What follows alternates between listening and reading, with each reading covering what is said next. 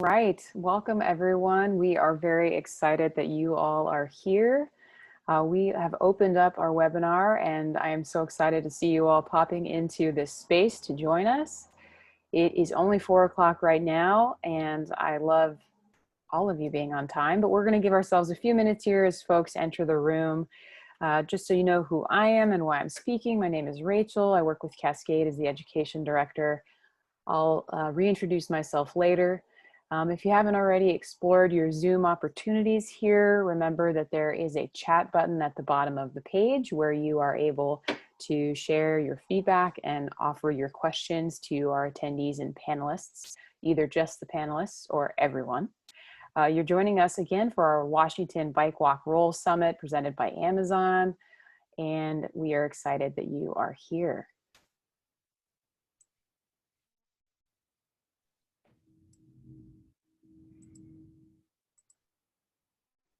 All right, welcome, welcome. I see that we are having more and more folks join us here.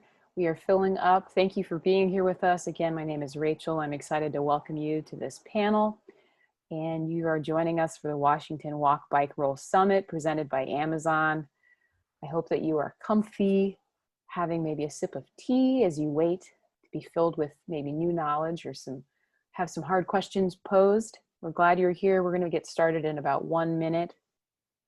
As a reminder, you have a chat opportunity at the bottom of your Zoom screen, and you can use that function to, I'd love it if you all could say hi, tell us who you are, where you're coming from. I think we had someone from Tennessee in an earlier session today, and we are a statewide summit, so let us know where you're coming from.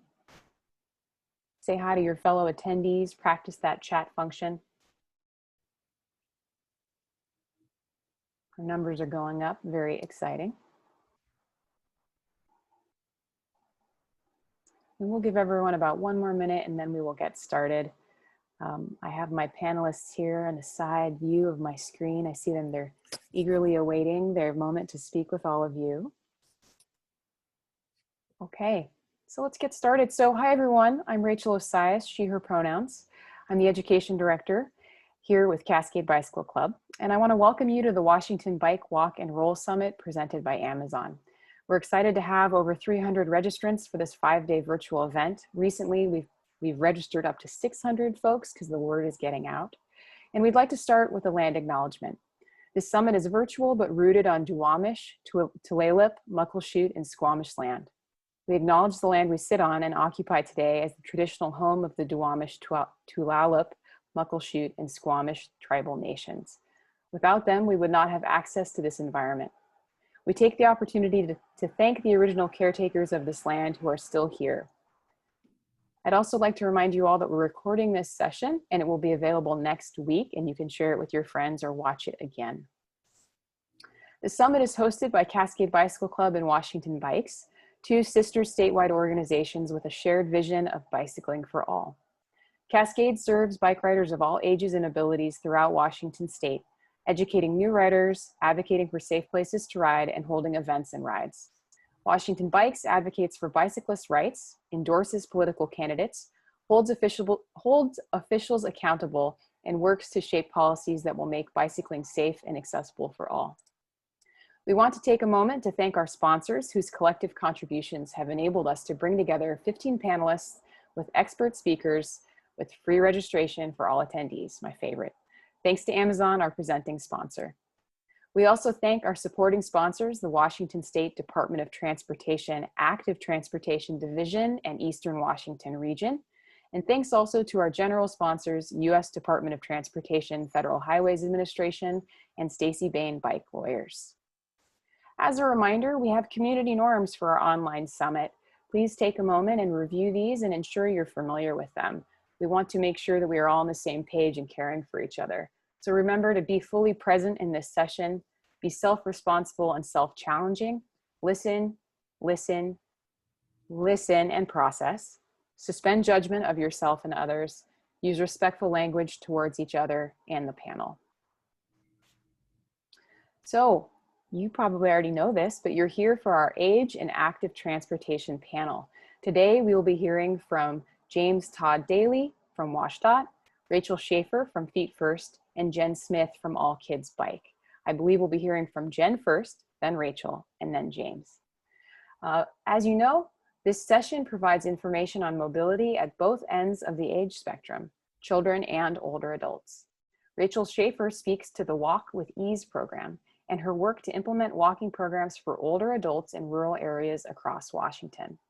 James Todd Daley shares his work to help older adults cycle in Washington State, and Jenn Smith takes us back in age with an overview of her work with All Kids Bike, whose mission is to teach every kid in America how to ride a bike in kindergarten. Participants will come away with an increased understanding of the concept, what's good for 8 is good for 80. All right, our presentation format for today. We will be having 10 minutes of me, probably less, I'm almost done. Then you'll get 40 minutes of presentation with our panelists. Then we have 10 minutes or more for you all to ask your questions. You all are encouraged to ask questions using the chat bar, and we have chat monitors who will be collecting those questions. You might not see them respond to you directly, but they're capturing them and sharing them with me to ask our panelists. Make sure at the end of our session today, you use our Google form to give us feedback so we know how to keep doing better. With that being said, I will pass off our presentation to our first speaker. All right. So I will take it away. Maybe. Here we go. So hello, everyone.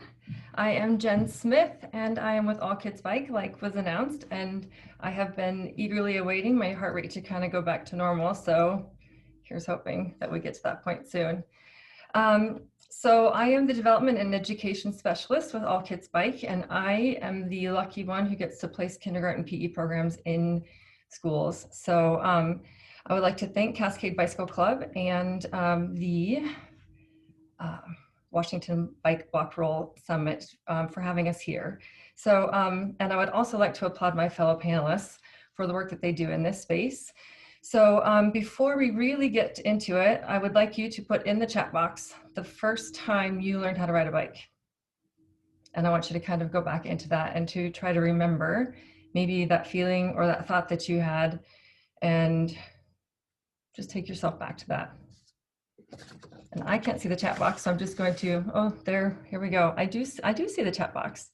So take yourself back to that and remember that. So I'm not talking about the first time you rode with training wheels or that tricycle. I want that freedom, that feeling, that moment. How old were you? And I'm just going to take a second. Can you feel it? And can you sense it? Oh, yeah, I think you do, because the chat box is really filling it up. So you're not leaning down the sidewalk on training wheels or pedaling in the cul-de-sac round and round and round, but you had that freedom and that mobility and that I did it moment, that confidence that you were able to take with you and maybe still have with you for the work that you're doing in this space right now. So you were 5, 4, 6, 7, 8. I probably can see the chats right here, but I'm not going to get distracted. But that exhilaration and that freedom, and that's what I get to do by taking the kindergarten PE program. So that's what the All Kids Bike program is. And we're taking that into schools and giving that to kids. So you can do a little bit of quick math. You don't need to get your calculators out, but take that age to where you are now, and you still feel that however many years later. So it's kind of a glorious thing, and it's kind of an amazing thing. So it's a very vivid memory and something that you can take with you for life, but you also are taking that skill with you through life. So moving on to the next week. So All Kids Bike is a national movement of the Stride Education Foundation, and we place kindergarten PE programs into schools for free. And we do that through the generosity of donors and community members and all of the people who really revel in that and would like to make communities where all kids bike.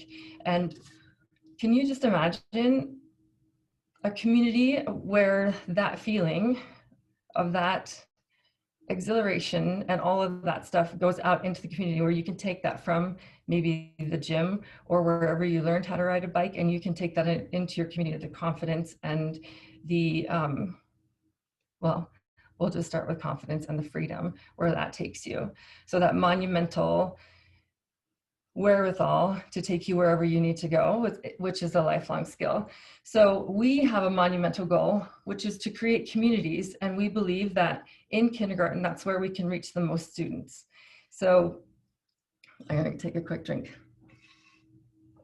So our goal is to ensure that every kindergarten student in America has the ability to learn how to ride a bike. And so why kindergarten and why now? And the simplest answer is that feeling and that age that you wrote down.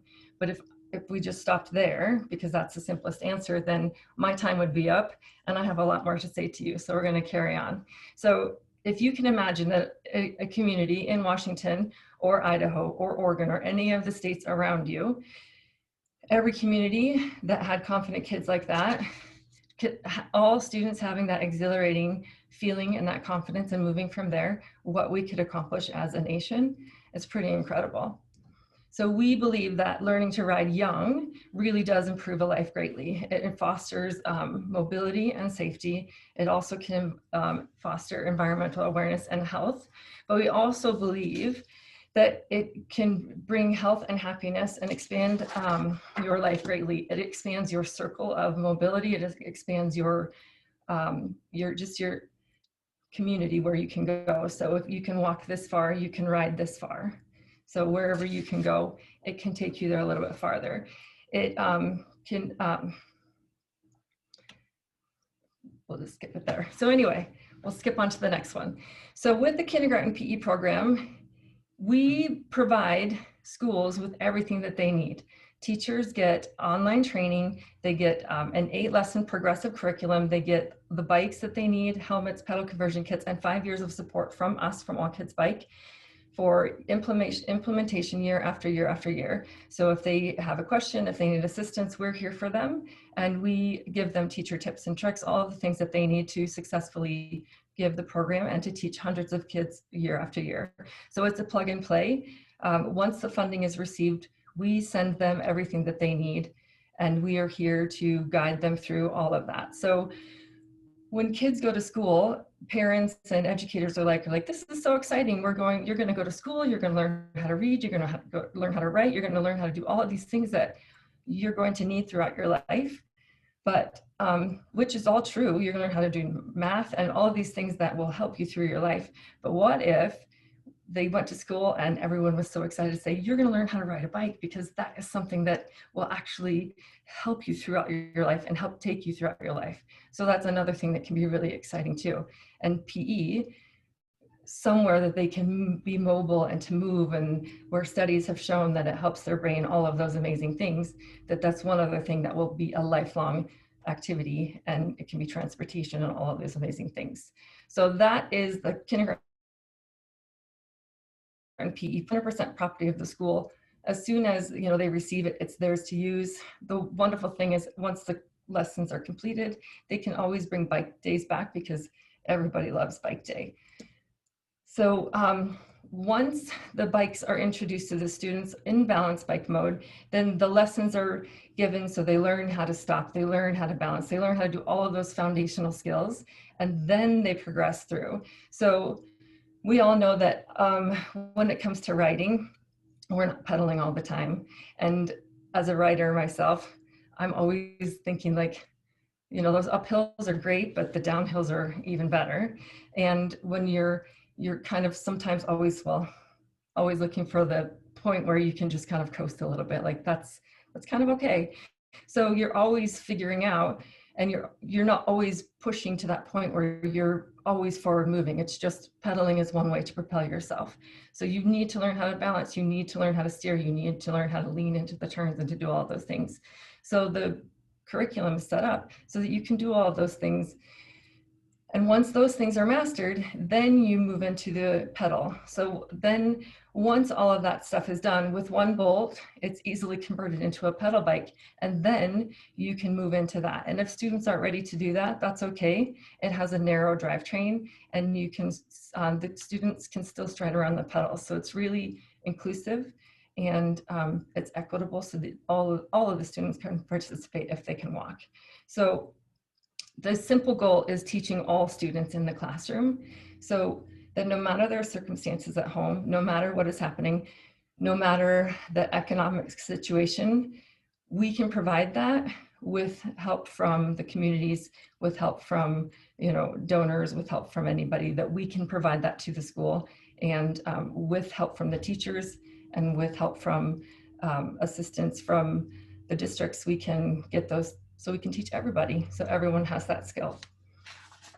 So when students first see the bikes, Bike Delivery Day is one of my favorites. And as we expand throughout the nation, I don't get to go to all of the deliveries. If we could just build those into all of the fundings, that would be great, but there's no time for that either. But Bike Delivery Day is fantastic when the students see the bikes, because you can also see, there are students who have never seen a bike before or have had access to one, but as soon as they get on and that trepidation turns into a little bit more ease and a little bit more comfort, and they start sitting a little bit more and they start moving a little bit more, and around the gym they go, and even within minutes the comfort level starts building and the confidence starts building, and then pretty soon, you know, they're lifting their feet a little bit more, they're putting a little bit more weight on the saddle. It's really incredible just to watch the confidence build a little bit more. So bike days are always bike delivery days are always a super favorite of mine, but they're building through, even just that little bit, they're just building through that confidence and adding as they go. So I'm going to go into this fun little, if I can, maybe.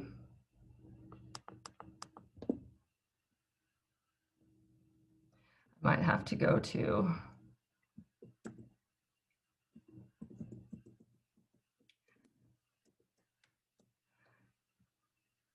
backup plan right here.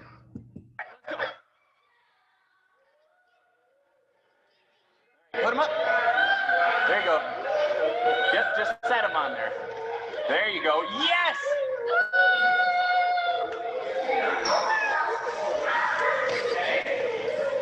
I did it. You did it!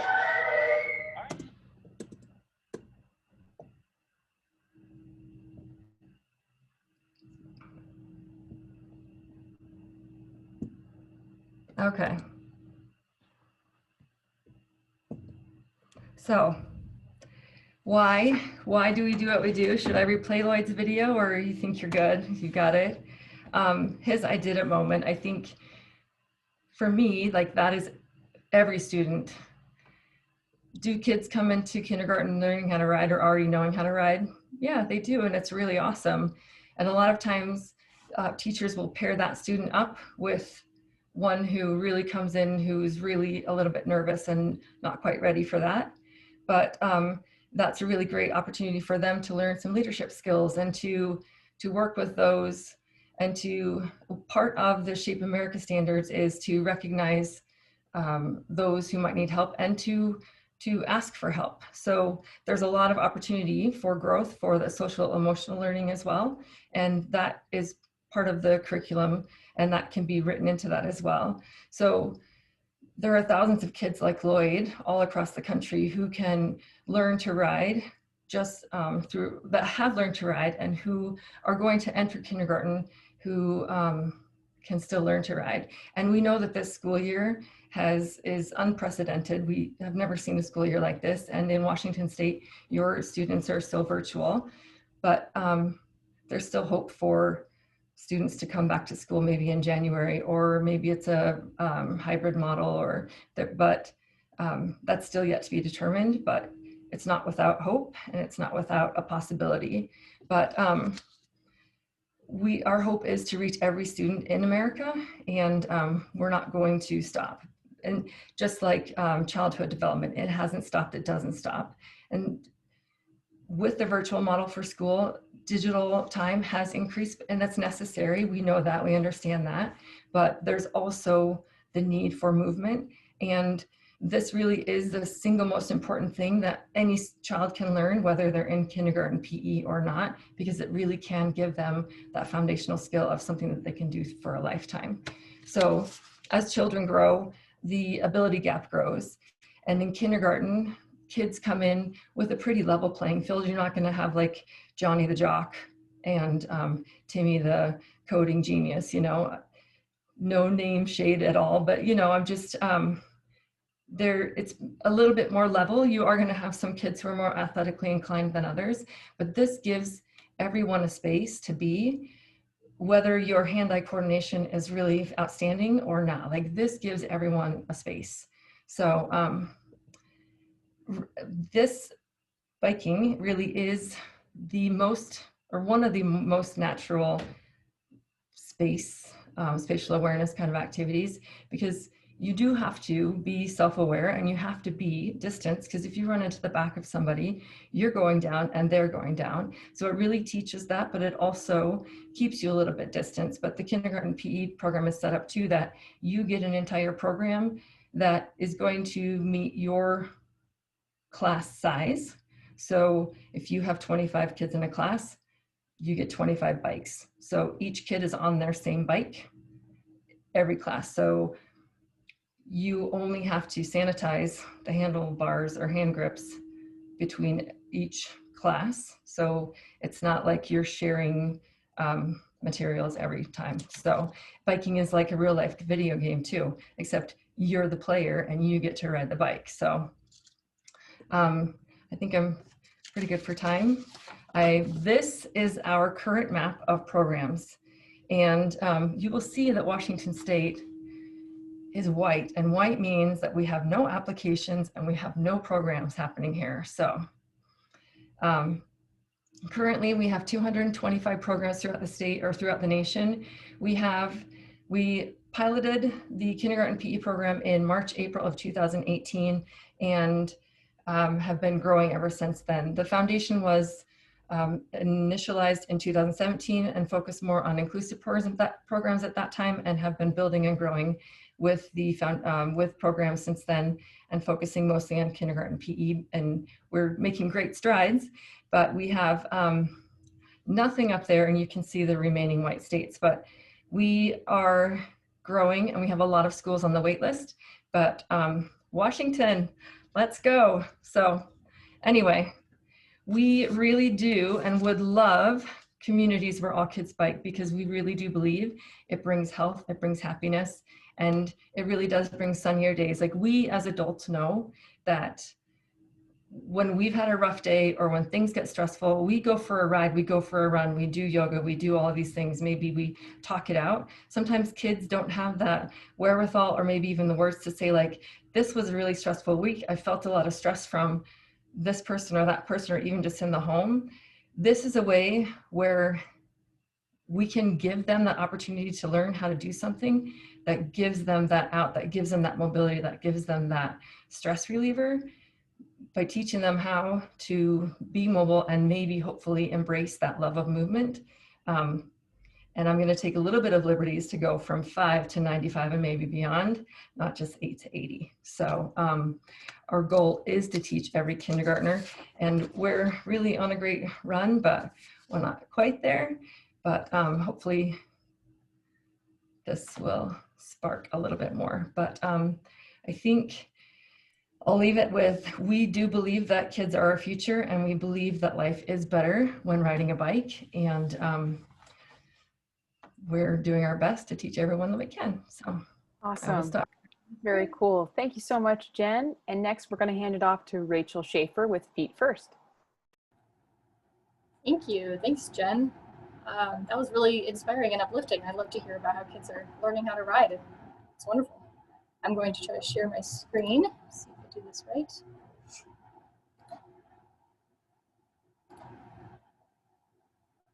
Okay, is that working all right?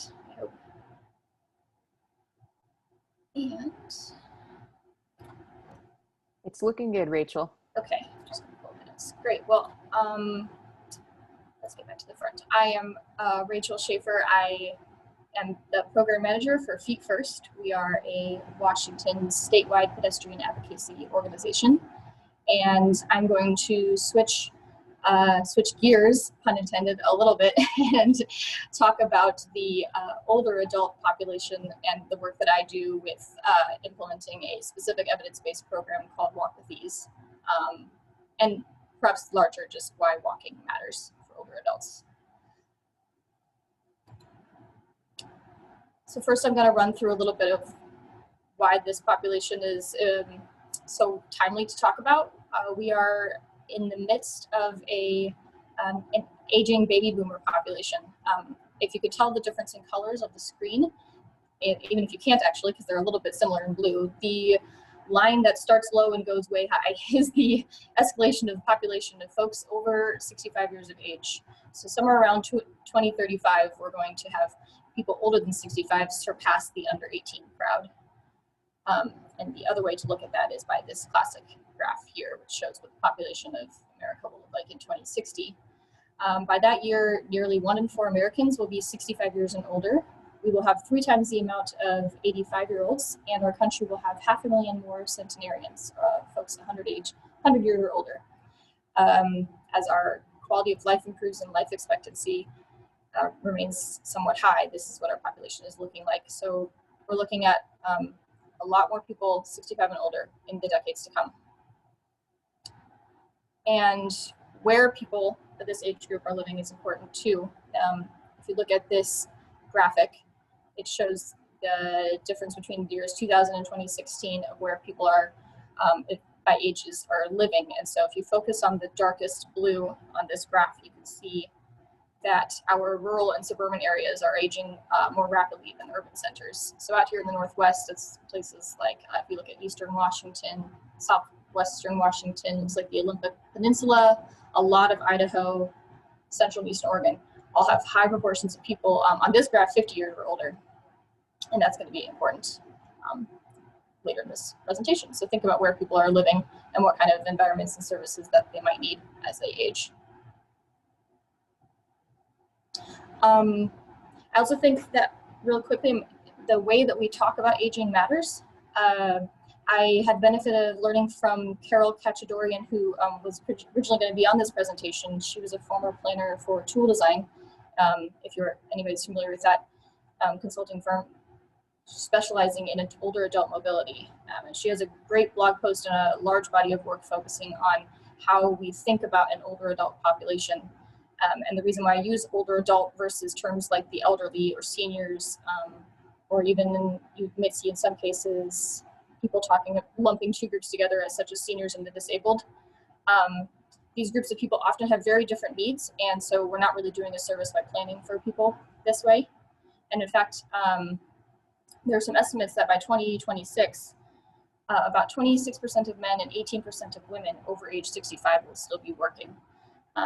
That shows that many people of this age group are still leading active lifestyles and going about their lives in a way that does not necessarily fit with maybe the model we've thought of as older people being more immobile or needing a lot of help or having a lot of disabilities. And so as planners or designers or anybody who's working in active transportation, we won't be serving the mobility needs of older adults if we continue to fall back on these outdated assumptions. And lastly, as a framing, I just thought that it was prudent to share with you that pedestrian traffic fatalities have increased 35% over the past decade. We're in a bit of a crisis in those fatalities and injuries. And while fatalities in the older adult category don't necessarily stand out in this snapshot from 2018, I think it's still, this age group should absolutely be included as we, as professionals and community members grapple with why fatalities are increasing and what measures need to be taken to bring this number back down. And in my work, I'm focusing on the health of older adults and how to serve them in a variety of ways, specifically through walking. And I really like this graph because it shows, again, the differences in folks 65 to 90 and above. What people in the 65 to 75 age group may be experiencing is probably going to be different than people who are 85 and above in terms of physical, cognitive, sensory capacities. And so this is another reminder that the 65 plus crowd is not a monolith and that there are lots of different needs. And finally, we come to chronic conditions. These do become more common as people age. Here are the top 10 most common ones listed. I believe this is for 2018 or 2017. And there's a bunch of evidence out there to support that physical activity in whatever form you can do helps alleviate and prevent symptoms of certain chronic conditions. And so that's why there's such a big focus on walking as a gentle and hopefully safe physical activity that helps alleviate pain and stiffness and fatigue. It creates a better, when people can walk the distance that they want to, it creates more confidence in walking and strength. It can prevent falls. Falls are a big experience of older adults as well that can put people in hospitals. So walking as a physical activity is just provides all of these benefits for people as they age.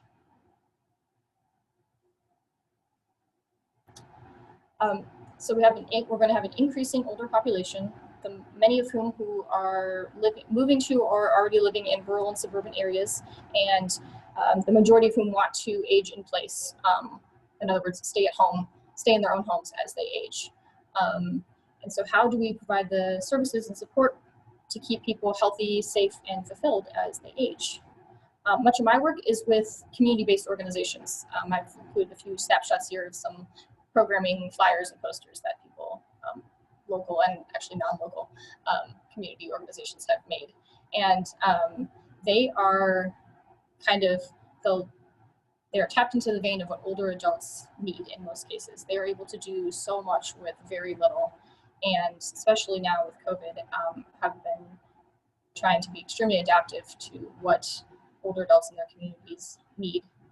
In my work with Walk With Ease, I've noticed staff really want programs that have been proven to work. In other words, evidence-based programs that show actual health effects, improvements in health effects over the course of a program. And there are a whole lot of programs out there that are geared towards older adults, some of which are focused on people with certain medical conditions, some of which are open to everybody. Walk With Ease is easy to talk about because it's one of the few that brings people together to walk in their communities and build up strength and mobility over a gradual 6-week curriculum. Of course, we've had to retool it recently because of the pandemic, and so now it has been adapted to a more virtual format where people do the walking on their own, but they're still led and guided by an instructor through virtual engagement, which of course is huge because one of the concerns as working towards flattening the COVID curve has been the effects of social isolation and people not getting out of the house as much as they'd like. So this way people can still connect with their class instructor in a variety of methods and then work through the curriculum on their own. And I think that having this kind of curriculum-based program really helps because it gives people something concrete to follow, and it builds a habit more regularly and slowly. And that's the whole point of an evidence-based program, is to do it in a way that is safe for those who, whether you've been walking for years or just getting back into it, can take a gradual approach to it.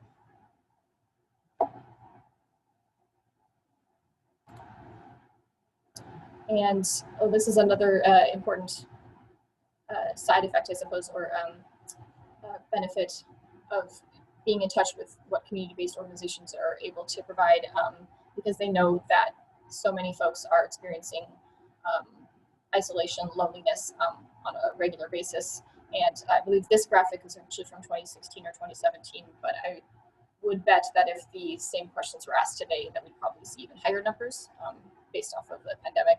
And so this just kind of reaffirms the importance of community-based organizations being able to provide the supports that their folks in their community are looking for. And I'm focusing on the health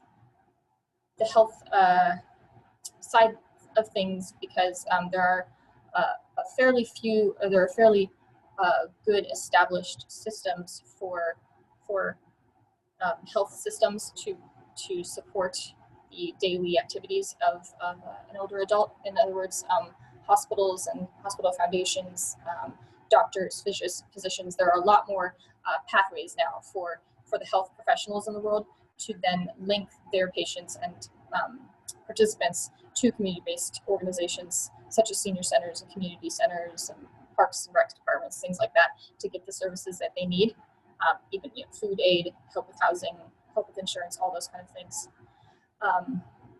And so in talking about walking, that it very much fits into the health side of things, but I've also noticed as a byproduct of talking about walk with ease, that one of the issues, one of the barriers is that especially in rural and urban suburban areas, it can be very difficult to encourage people to walk when they may live in environments that look like the pictures on this slide.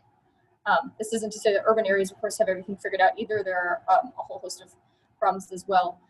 But since we know that there are a large proportion of folks 65 and older who are living in rural and suburban areas, I think it's important to note what the very real challenges are of enrolling somebody in a Walk with Ease program, asking them to do their 3 times a week walks, knowing all the while that they may not have sidewalks available to them, or street lights, or crosswalks, or the speed limits near their house are extremely fast.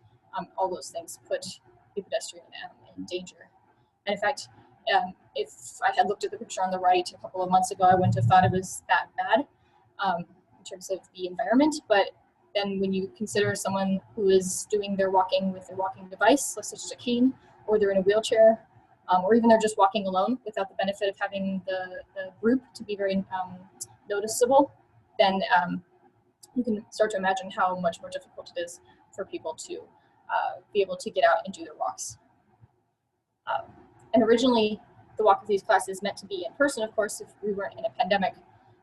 These classes could happen at, there's often walking routes around senior centers, even in the most rural parts of the state. I've seen some amazing, heard people talk about awesome trails that have been put in, or a nearby park that they can go to, or they can partner with the YMCA and their local YMCA and use the walking route there, or even go to the nearby high school and walk around the track. So there are a lot of workarounds, but that's generally for the in-person class format only, which of course one day hoping to return to. But in the meantime, it's a sort of a matter of where individuals live and do they have the capability or the capacity to go somewhere that feels safe for them to walk, especially when you think about all the varying ability and activity levels that might present with an older adult group. And so I'll wrap up with this great graphic that I think shows all of the different realms that are really needed to provide a healthy and safe environment in which people can age. Like I said, I focus a lot on the health side and the health services side, and it touched a little bit on transportation, the built environment, and how that can affect someone's ability to be active. But as you can see, there are a lot more out there that all contribute to a fulfilling and healthy life. And I think that in the context of this population boom we have just begun experiencing and we'll see the effects of for the next 30 years or so, this only becomes more important because we have a lot of folks out there with different needs, and it's up to the public health professionals in the room and the transportation planners and the urban designers and everybody to start thinking about how to create holistic environments for people to age. And with that, I will pass it along. All right, thanks so much, Rachel, for that. We are going to have some questions coming in, and next we pass it off to James.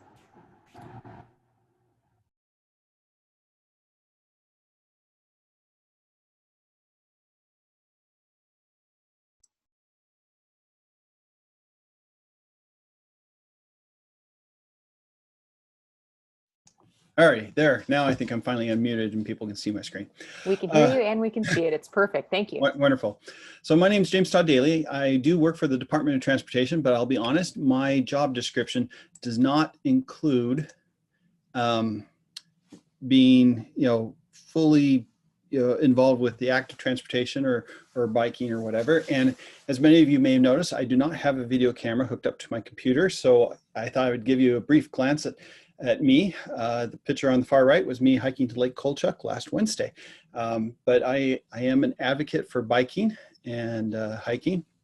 And so I felt that I would throw in my hat to talk a little bit about one of my favorite subjects.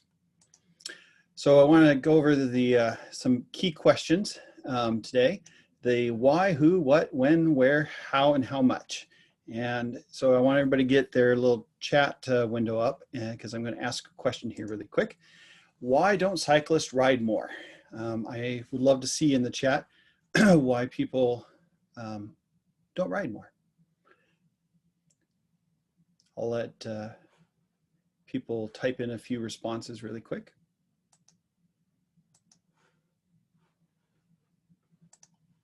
So the responses from this larger survey, number 1 reason was hills. Number 2 was lengthy distances. 3, arriving at a destination drenched in sweat. Biking is too slow, not physically able to ride a bike. Biked too much as a kid and couldn't carry all the things that they needed to carry. And when I was showing this to my wife, she's like, that's me, all 7 of them. So why do we want people biking, particularly as they get older? So it's really for the exercise and stay in good health. And on top of getting exercise and in good health, you get from point A to point B as well. Cycling, if you look at the pros and the cons, if you cycle throughout your life, you usually will extend your life somewhere between 3 months to 2 years. Whereas the risks associated with cycling more is to diminish your life by about 49 days. So overall, the pros versus cons, you're better off cycling. Also, those who cycle typically have the fitness of someone 10 years younger than themselves. It improves mental well-being, as mentioned by both Jen and Rachel earlier, that being physically active and bicycling definitely has mental benefits as well. And people exercise longer typically when they exercise outside of a gym. There are fewer people who suffer from age-related health issues from those who bike regularly. Decreased risk of type 2 diabetes, especially in the elderly. And a recent report, the city of Portland, they estimated that they save $115 million a year in healthcare costs, thanks to all the people who are cycling. And we want to create safer communities to support mobility. And mentioned numerous times earlier in this summit that a lot of the United States prioritize movements of vehicles over the movement of people. And when communities prioritize the safety of older person on a bike or on foot, they make streets better and safer for all of us, especially as we all age. And as people age, they often feel like the walls are closing in, and being out on a bike opens up their world. And this is one thing that I've been noticing a lot, even with the Department of Transportation. Biking is often viewed as an alternative and not as a solution. And I hope that we can eventually change that mindset, that to view that biking is a solution to many of our problems and not just an alternative. So why do you want to bike? To stay young. Outdoor stimulation, physical activity helps keep you nice and sharp mentally. Relieves stress, improves your mood. And I love this statement. It says something about being on a bike just makes you feel like a kid again. And e-bikes may even have better benefits than regular bikes for improving self-being for seniors who typically don't ride. And there was a survey, that was done, and I will kind of summarize the survey here really quick. To test the psychological and cognitive benefits of outdoor cycling, a team in the UK took 100 adults between age 50 to 83. None of them were regular bikers, and they divided them into 3 groups. One group were instructed to ride a bike 3 times a week for at least 30 minutes for 8 weeks. The second group, same assignment, but they were given e-bikes to ride. And the third group were really told to do nothing than they were already doing in the first place. At the end of the study, they thought that, they noticed that both groups that were riding enjoyed significant improvements in the executive function, which means the ability to plan, organize, and complete tasks. Interesting though, the researchers anticipated those riding the standard bikes would improve more because they were working harder, therefore getting more exercise, but that wasn't the case. It ended up that the e-bike riders scored as well as the regular bikes, and quite often even better. And as an additional benefit, they had more improved sense of well-being, and they ended up riding approximately 30 minutes more each week than their counterparts. So why e-bikes? And so I'm a little bit of an e-bike fan, if you haven't gathered, but it makes your commute or your ride faster, easier, and fun. It helps you climb hills, ride longer. If you're recovering from an injury, as I was the end of November, I dislocated my shoulder, and I was back on my bike about 2.5 weeks afterwards. There's a lot of reasons why people might want to choose an e-bike right now. And there are a lot of choices out there, whether you're looking to carry cargo or a kid or just to cruise along the road. But making the right choice may take some time. And in North America, surveyors found that e-bike owners felt 60% more safe while riding an e-bike. Whether that's because they could take the longer routes to avoid uncomfortable streets, or they could accelerate quickly, or to keep up with the pace of traffic, it wasn't definitive, but in general, they felt safer. So who? I thought this was interesting. Approximately 1/3 of Americans ride their bikes each year, but only 20% of those riders ride on a weekly basis. And recently, biking has gained popularity among the elderly. I do try to ride bikes weekly myself, but I definitely try to get out every month. I think I'm at over 80 months of consecutive riding at least once a month, whether it's in the snow or the rain or other. A Seattle-based e-bike company has found that 82% of its customers fall between the ages 45 and 84. And a research called Pedal was helping people with type 2 diabetes, and they outfitted them for e-bike for several months, and they got the fitness benefits. But what was really interesting is at the end of the experiment, 78% of the participants purchased their e-bikes at the end of the study to continue to ride. Who? If you start looking, there is statement after statement of people who are in their more senior years, or elderly years. I don't mind respecting my elders, who continue to talk about the benefits of e-biking, whether it's kept them out there, or how many miles they've been able to turn, or the best investment they've made, or helping them recover from injuries. Time and time again, a lot of people are really enjoying the benefits of e-biking. Biking in general, there are 364,000 bikes produced daily. That's 4 bikes a second. That's a lot of bikes. Mountain bikes are the most popular bikes ridden in the United States, closely followed by hybrids. I thought this was interesting, that cycling is more popular in the western states and least popular in the southern states. Study conducted in Tennessee found that e-bike riders pay just as much attention to safety as regular cyclists. And e-bike sales in Netherlands have surpassed the regular bicycle sales for adults. And those who have e-bikes tend to increase their cycle trips. Now, not all bicycles or e-bikes are the same. There's 3 classifications primarily. There's class 1, 2, and 3. Class 1 and 3, both are only pedal assist, aka that only gives you power when you're pedaling, or assistance when you're pedaling. Class 2 does have a throttle. In 2018, almost 89% of all e-bikes in the world were pedal assist, so they only gave you assistance when you pedaled. And some countries around the world do require licenses for the class 2 because they do have a throttle. This is not an e-bike. This is an e-bike. This also is an e-bike. This is also an e-bike, so you can carry some cargo. This also is an e-bike. And last but not least, this is my e-bike. There's a lot of misconceptions about these text-infused bikes out there. And it provides a little bit of assistance when you're to help reduce some of that physical effort, whether it's going up the hill or if it's just kind of a long trip. And my sister and her husband recently bought some e-bikes, and this last summer, and she recently says, those who say you don't get a workout riding an e-bike do not know what they are talking about. And hopping on a pedal assist bike or an e-bike doesn't mean that you're cheating yourself out of a workout. You still reap plenty of physical, mental, and benefits from riding a bike, an e-bike. When should you do this? Now. I thought that was pretty simple. When for e-bikes, I thought this was interesting. 1% of the 17 million bikes sold in 2016 in the US were e-bikes. By contrast, 6 million e-bikes were sold in the European nations that were biking nations, which represents 1/4 of all sales. Germany, is looking at bikes as a solution to their traffic congestion. They see e-bikes getting 10 to 15% of the cars off the road, off of busy stretches of highways, saving billions of euros, and by not adding more car lanes. General rule of thumb: if you can reduce congestion or cars by 4%, you can reduce the vast majority of the congestion that you see out there on the roads.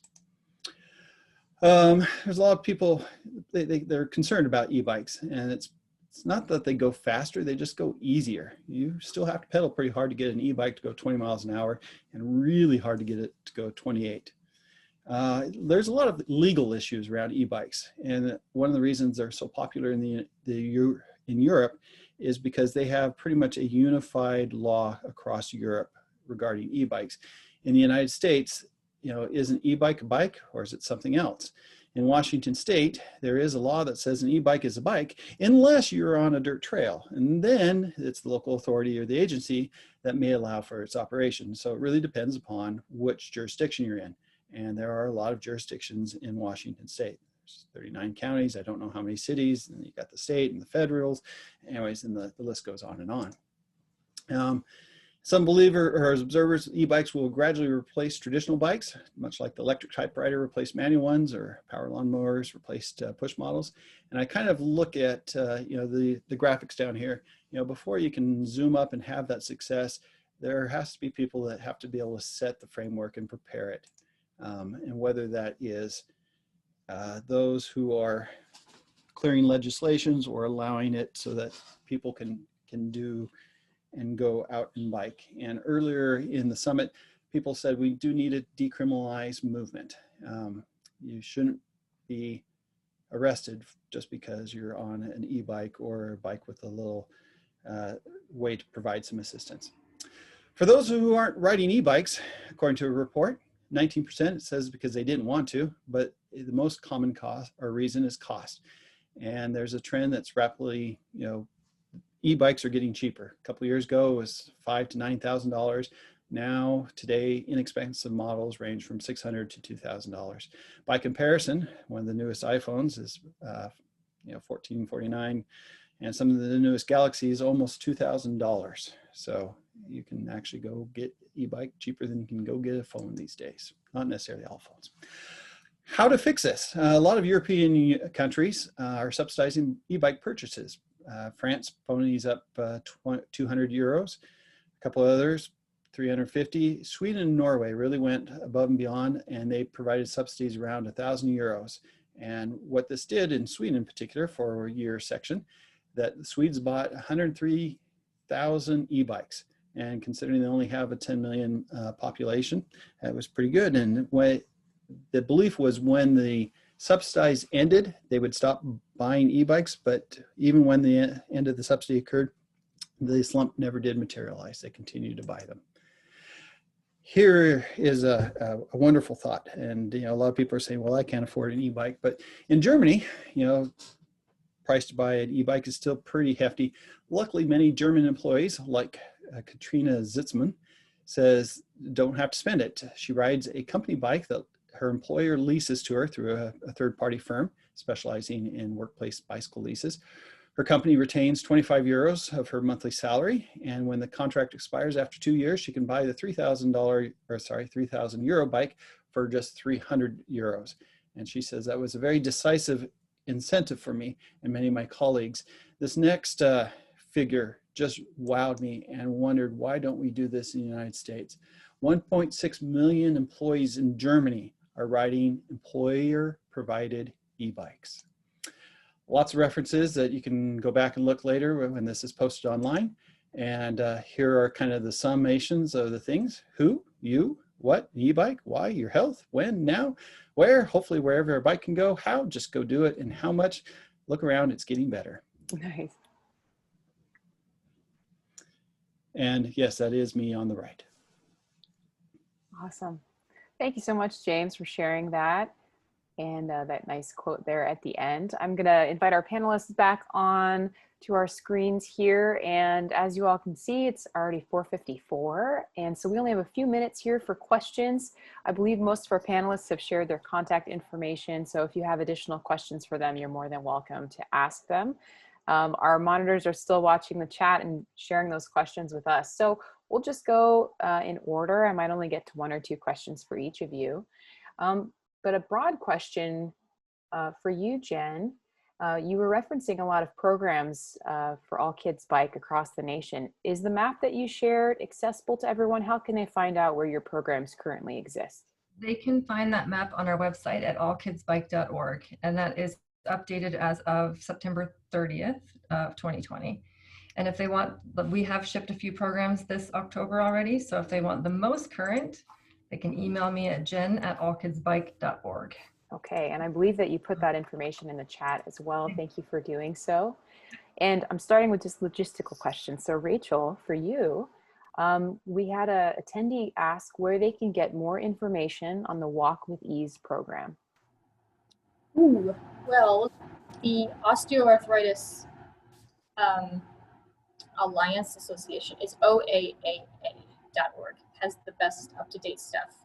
Feet First is working on our own, so eventually, sometime in the near future, we will have our own dedicated Walk with Ease page, but I can't direct you to that quite yet because it doesn't exist. So in the meantime, OAAA.org, or just email me because I'm the state lead on Walk with Ease right now. So that's Rachel@feetfirst.org. Awesome. Thank you, Rachel. And James, you answered a lot of the questions that were coming in for you with your presentation, and Barb was also accompanying you and sharing resources. So I'm going to get you on the next round of questions. So Jen, I'm going to come back to you. And we had a participant ask, how could this kind of model be done with a distributed model version, where parents or guardians get a bike PE in a box, materials, which include the bike, and streets can then be turned into playgrounds with sidewalk chalk, things like that. Have you ever seen that? Is it something that's on the radar? The kindergarten PE program, the kindergarten curriculum is only available through kindergarten and through schools, but we do have an early learning and an inclusive learning curriculum that can be purchased at like an education discount through us as well. And it could be like recreational programs like Parks and Rec can use it, and YMCA programs or other. So that would be like an inclusive Special Olympics, any kind of program like that. And we do a lot of work with Special Olympics and inclusive learning and inclusive writing. So that could be done, but just you can contact me for more information on that. Perfect. Thanks, Jen. Okay, Rachel, I'm coming for you next. So Rachel, what do these walkability programs look like for folks who have mobility issues or are unable to walk with a group? Well, Walk with Ease specifically requires that you be able to stand 10 minutes. However, that can be unassisted, just standing on your own, or it can be, with a cane or a walker in front of you. So those two devices, or actually there's a wide variety of mobility devices, are allowed. That's only one of many evidence-based programs, though. There are a bunch where I think the adaptation I'm not entirely sure about, but that they generally occurred with a lot more equipment, such as chairs and bars and other more normal, more regular like workout activities. So those can be kind of ways to build some strength and mobility before you actually even get into walking, depending on what condition you were in. And then the second part of your question was about not being able to walk in groups. Yes, somehow having restrictions for maybe being with large numbers of other people, or who knows what other barrier there might be, but not walking with a group. Yeah, well, I guess that's what a lot of participants are experiencing right now with this virtual retooling that we're doing is people are encouraged not to walk with each other because it is safer to be out on your own. Although I would say that most people, at least the feedback I've gotten from some participants is they're still including their family members. So if that is a possibility, that's a good go-to. And intergenerational exercise is a great bonding activity for a lot of people, as is. And then there are other ways to be able to, regardless of where maybe not regardless, but if you're lucky enough to live in an area where you can simply walk around the block, you can do that alone. Even if it's in just your backyard and doing laps, depending on the condition or where you're starting from, that can be an okay starting place, is simply just getting from one side of your yard to the other, or maybe not even your yard, but down the block and back. Awesome. Thank you, Rachel. And James, I have a question for you, and then I'll have to wrap up here. James, since we're talking about age across active transportation, do you have any recommendations for what seniors who live in small apartments should do with heavy e-bikes and storage? They made a comment about barrier with stairs and things like that. Any suggestions around that? You know, that's a good question, and because your average e-bike weighs approximately 50 pounds, and so that's more than a gallon of milk or two. It's a whole armful of milk. No, that's one of those. If you have to take the stairs, that is going to be a barrier that's going to be difficult, and most people aren't talented enough to ride up the stairs either. So. Um, No, I don't have a good solution or a thing for that, but I can tell you that as I've invited people, including my 75-year-old mother, to go out on the trails for the first time, she did well and she had enjoyed it. And it's fun to see people, particularly slightly older people, get back on bikes. Agreed. All right. Well, thank you very much to all of our panelists. We've run out of time for me to ask you questions, but we've been collecting them. So our chat monitors will likely share them with you so that you know in the future what types of questions were posed. And thank you, attendees, for joining us today. We are so very happy to have you here. Panelists, you got a lot of very positive commentary. You got yippies and yays. You got comments about what people were doing, how they were walking. I want to remind everyone that we do have a social networking happy hour today at 5:30. Feel free to join us. Our next session is tomorrow morning at 8:30, and it will be Evolution in the Bike Community, a conversation with organization leadership. So thank you all for joining us. Remember, the recordings will become available next week. We will send you links. Panelists, thank you. I've very much enjoyed spending this hour learning with you. And we'll see you all at our next session or the happy hour this evening. Take care, everyone.